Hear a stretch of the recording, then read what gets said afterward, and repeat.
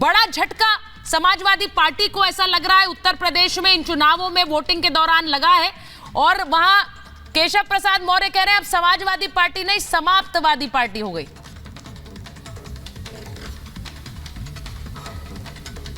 नहीं, ये केशव प्रसाद मौर्य तो वही व्यक्ति है जो समाजवादी पार्टी के प्रत्याशी से हारे हैं विधानसभा चुनाव में 22 में।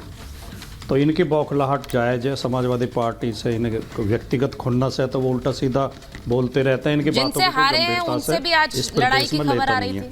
जब मीटिंग होती है नहीं आप बोलिए। जब मीटिंगें होती हैं तो इन्हें बैठने को कुर्सी तक तो मिलती नहीं, स्टूल पर बैठ जाते हैं। कभी स्टूल पर बैठिया दिए जाते हैं, कभी खड़े रहते हैं, कभी टेबल पर बैठना पड़ता है। लेकिन जो आप बार बार कह रही हैं सुचरिता जी, आपने 3-4 बार ये कहा कि राज्यसभा चुनाव में 2024 की झलक मिलती है। हाँ। 2024 की झलक मिलती है। इस चुनाव में 2024 की कोई झलक नहीं मिलती। ठीक है। इस चुनाव से 2024 कतई कोई किसी तरह प्रभावित नहीं होता। चोरी चकारी से, तिकड़म से, लालच दे के, धमका के, मुकदमों का डर दिखा के, छल कपट से अगर कुछ विधायकों को तोड़ लिया गया है, कोई बेचारे डर की वजह से गए होंगे।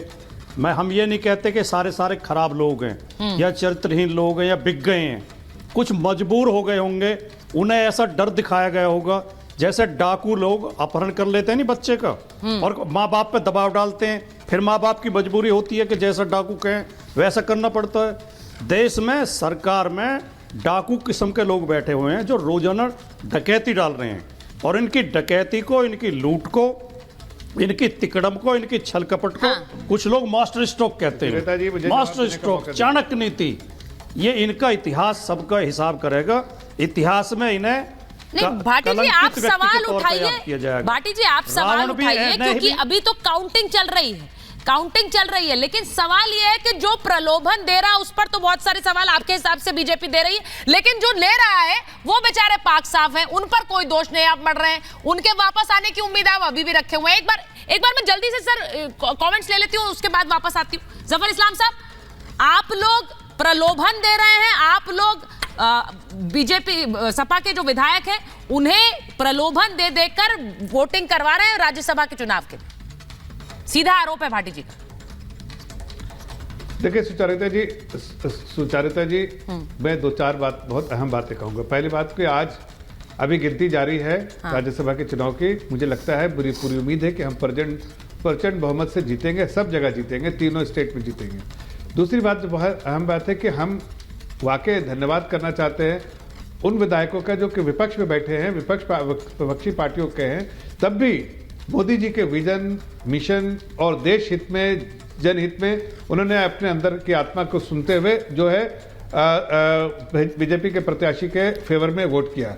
तीसरी बहुत अहम बात है कि देखिए पूरी दुनिया जानती है इस बात को कि भारतीय जनता पार्टी और सरकार वो जो उसकी पॉलिसी है और बिल्कुल कैलकुलेशन साफ होता है कि nation first, party second, self last. यहाँ पर जो विपक्ष में बैठे लोग हैं उनके लिए तो परिवार सबसे पहले है, परिवार की चिंता करते हैं, परिवार की चिंता करते हैं, उसके बाद पार्टी की चिंता करते हैं और लास्ट में जो देश की चिंता करते हैं। अब ऐसे विधायक जो उनकी चिंता ये रहती है कि है कैसे जनहित में काम करे, कैसे देश हित में काम करे, कैसे प्रदेश हित में काम करे, तो वो काम उन्हें ऐसा लगता है ये मौका है कि मैं अपने अंदर आत्मा सुन के जरूर जो है जाके अपने आप को ऐसा वोट करें जिससे कम से कम उन्हें दिल में आराम होगा कि हमने देश के आगे बढ़ने के लिए हमने अपना वोट को जो है इस्तेमाल किया है। चौथी बहुत अहम बात है कि देखिए ये सारे लोग जो पॉलिटिकल पार्टी बैठे हैं उनको पेट में दर्द क्यों हो रहा है जो अपोजिशन में? अरे भाई देश आगे बढ़ रहा है, आप तो परिवार को आगे बढ़ा रहे हैं। अगर देश आगे बढ़ रहा है तो जाहिर है देश आगे बढ़ रहा है तो उसके साथ लोगों का साथ तो है, सबको चाहिए। जो लोग सोचते हैं कि नेगेटिविटी के साथ रहना है वो विपक्ष में रहते हैं, जो पॉजिटिव अप्रोच रखते हैं, देश हित में सोचते हैं, वो आगे आप ये बोलिए कि इन विधायकों को आगे जीत नजर आ रही है इसलिए वो पाला बदल रहे हैं। अंतरात्मा की आवाज उनकी अचानक से जाग गई, उस अंतरात्मा से बीजेपी वो चिल्लाने लगे। ऐसा अचानक से कैसे हो गया जफर साहब? ये जरूर है उन्हें अपने लिए फायदा नजर आ रहा है, उन्हें अपना राजनीतिक भविष्य नजर आता है, शायद इस वजह से ये तस्वीर समझ आ रही है। लेकिन अभी काउंटिंग जारी है, 7 और 2 तो तय है नहीं, वो 8वीं, वो जो एक 8वीं जो आप जीत की उम्मीद लगाए बैठे। हाँ कंप्लीट करिए, पूरा पूरा बोल लीजिए, उसके बाद में ममता जी का। सुचारिता जी देखिए, ऐसा नहीं, आ रही हूँ भाटी जी। सुचारिता जी, मैं ये बहुत साफ लफ्जों में कह रहे हैं कि हमने कोई तोड़ा उड़ा नहीं है। हाँ। हमने अपने प्रत्याशी को उतारा है, वो वोट देंगे तो ही, इसलिए मैं धन्यवाद कर रहा हूं कि हमने कोई तोड़ा नहीं है। ये हम अपने दल को, हम अपनी लीडरशिप को बधाई देना चाहते हैं कि हमारे दल के सारे विधायक जो एकजुट होते हैं, वो जोड़ के रखते हैं, ये छोड़ के रखते हैं, ये उनके बारे में चिंता ही नहीं करते हैं, वो अपने परिवार के बारे में चिंता करते हैं। अरे हकीकत तो है, देखिए अभी तो मैं ये कह रहा हूं कि हिमाचल प्रदेश में सरकार भी बचेगी कि नहीं, अब ये तो बड़ी खबर है, यही तो बड़ी खबर है। राज्यसभा की आज वोटिंग थी, उससे सरकार तक चलेगा, और वहां पर सरकार बनकर, सरकार जो बनी हुई है वो अब गिरने की नौबत आ रही है, ये भी आ रहा है, ये भी खबर आ रही है। मैं एक और जल्दी से खबर बता दूं, अपना दल का एक वोट अवैध घोषित करने की मांग की गई है। एम्बुलेंस में वोट डालने पर समाजवादी पार्टी ने चुनाव आयोग से विरोध जताया है, और अपना दल के एक विधायक जो अस्पताल से आकर एम्बुलेंस में उन्होंने वोट डाला, इसको लेकर उन्होंने आपत्ति जताई है। अब देखिए, आर पार की लड़ाई है ये, समाजवादी पार्टी भी पूरा जोर लगा रही है, और उन्होंने कहा ये वोट अवैध करार दीजिए। ममता कालेजी अगर वो कह रहे हैं तो क्या गलत कह रहे हैं? वो भी एक एक वोट का हिसाब लेंगे, क्योंकि यहां पर तो अब देखिए कैसे विधायक पाला बदलकर इस तरफ आ गए। ये क्या अंतरात्मा की आवाज सुन रहे थे? सुचरिता जी धन्यवाद। देखिए, एक बात तो साफ है कि आज जो स्वरूप हमें दिखाई दे रहा है उन लोगों का जो भारत जोड़ो न्याय यात्रा कर रहे हैं, ठीक है, चिराग तले अंधेरा वाली कहावत को चरितार्थ कर रहे हैं। खुद का घर इनसे संभल नहीं रहा है, अपने लोगों का ध्यान नहीं रख पा रहे हैं, और भारत जोड़ो की यात्रा करके स्वांग रच रहे हैं। मैं इनसे पहले तो ये बोलना चाहती हूँ, जो भारत जुड़ा हुआ है, जिसको देश के आदरणीय प्रधानमंत्री ने जोड़ के रखा है, उस पर ये नाटक मत कीजिए, अपने कांग्रेस की चिंता करिए, पहली बात। दूसरी बात, आप बताइए मुझे, अगर कोई एमएलए एम्बुलेंस में आकर के अपना मत दे रहे हैं, जो कि उनका अधिकार है, संवैधानिक अधिकार है, उसमें क्या इलीगल है भाई? एम्बुलेंस में आना इलीगल है क्या? मुझे तो नहीं लगता कि ये इलीगल है भाई। वो एमएलए हैं, बीमार हैं, वो आके अपना मत डाल रहे हैं, उनका अधिकार है वो।